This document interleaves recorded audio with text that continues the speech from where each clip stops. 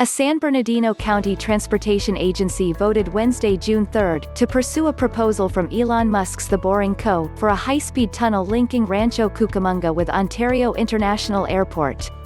By a unanimous vote, the San Bernardino County Transportation Authority's Board of Directors supported the idea, directing staff to flesh out the proposal and postpone a $3 million study of other airport rail connections. The tunnel idea is seen as a cheaper, faster alternative to above-ground rail projects, including the extension of the electric-powered L-Line light rail, formerly the Gold Line, from Pomona into the airport terminal. A zero-emission train off the Metrolink San Bernardino Line, and a connection from the Riverside heavy rail line that has a stop south of the airport were also on a list of rail alternatives. It gets us thinking in a new way. This is something that can be done relatively quickly and inexpensively, San Bernardino County Supervisor Curt Hagman said after the meeting. Hagman introduced the idea to SBCTA after touring the Boring Co. facility in Hawthorne and taking a ride in a modified Tesla through the test tunnel there. "I think it is a great way to inexpensively improve transportation corridors," said 1st District Supervisor Robert Lovingood, an SBCTA board member, shortly after the vote. He said he'd like to consider the Boring Co. for transportation needs in the high desert. The Boring Co.'s unsolicited proposal would build a 2.8-mile tunnel, 14 feet in diameter and about 35 feet underground.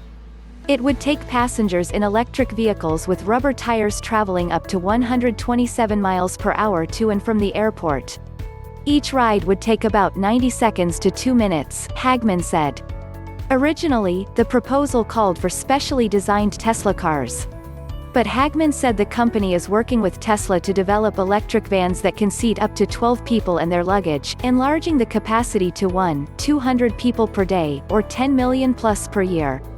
Known as the Ontario Airport Loop, the project has a cost range of between $45 million and $60 million, said Carrie Schindler, SBCTA Director of Transit and Rail. That could jump to $75 million when adding an operations center, management services and paying operators prevailing wages, Schindler said. At $60 million, the loop would cost considerably less than the $1 to $1.5 billion light rail extension from Pomona and could be built in 3 to 4 years rather than the 10 years it would take to extend the light rail, according to the SBCTA. It is much more cost-effective, Schindler said.